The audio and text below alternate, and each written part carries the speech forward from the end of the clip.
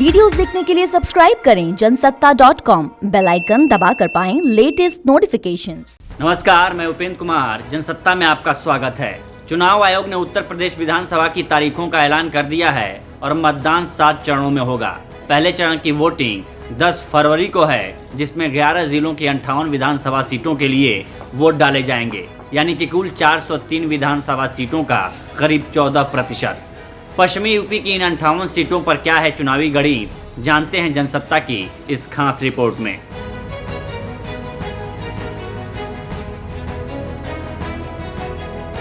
कोई भी बड़ा युद्ध तभी जीता जा सकता है जब युद्ध के हर छोटे बड़े मोर्चे पर जीत हासिल की जाए, और वो जंग अगर सियासी हो तब तो एक एक सीट और एक एक वोट की अहमियत बढ़ जाती है। यूपी विधानसभा चुनाव संग्राम का पहला मोर्चा वेस्ट यूपी की 58 सीटों पर लड़ा जाएगा। पहले चरण में जिन 58 सीटों पर मतदान होगा उनमें सबसे अधिक 9 सीटें आगरा जिले में हैं, जबकि मेरठ, अलीगढ़ और बुलंदशहर में 7-7 सीटें आती हैं। इसके अलावा मुजफ्फरनगर और गाजियाबाद में 6-6, मथुरा में 5, बागपत, शामली और गौतम बुद्ध नगर में 3-3 सीटें हैं। साथ ही हापुड़ की 2 सीटों पर भी पहले चरण में वोटिंग होगी। पहले चरण की सभी 58 सीटों पर वोटिंग 10 फरवरी को होगी, जबकि नतीजों का ऐलान 10 मार्च को किया जाएगा।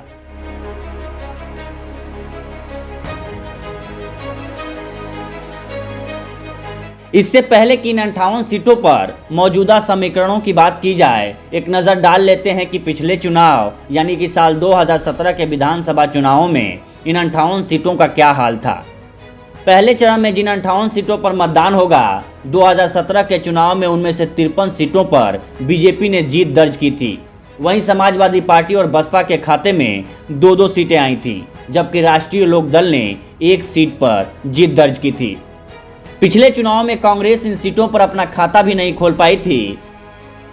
जाहिर सी बात है, यहाँ बीजेपी की साख दांव पर है और बाकी दलों के पास सिर्फ पाने के लिए अवसर है, खोने के लिए कुछ नहीं।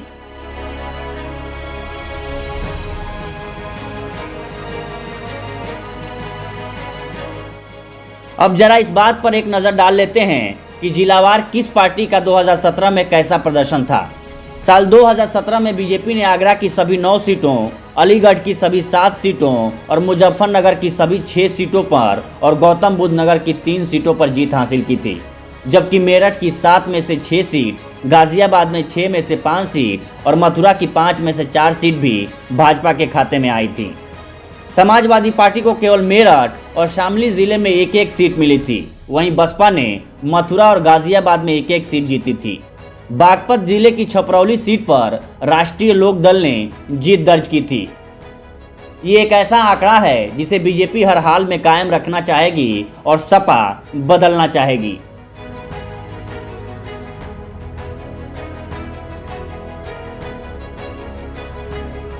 पहले चरण में जिन 11 जिलों में मतदान होगा, वहां मुख्यतः जाटों और दलित वोटरों का प्रभाव है। इसके बाद बारी आती है ब्राह्मण और मुस्लिम मतदाताओं की। मगर जिस एक वोट बैंक को इस इलाके में तुरूप का इक्का माना जाता है, वो है गुर्जर मतदाता।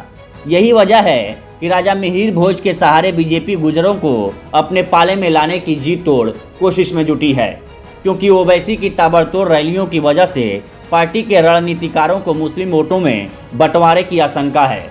वहीं मायावती और बीएसपी की निष्क्रियता दलित वोटरों को बीजेपी के पास ला रही है। आप क्या सोचते हैं, हमें कमेंट सेक्शन में बताइए और यूपी चुनावों से जुड़ी हर खबर के लिए बने रहिए जनसत्ता के साथ।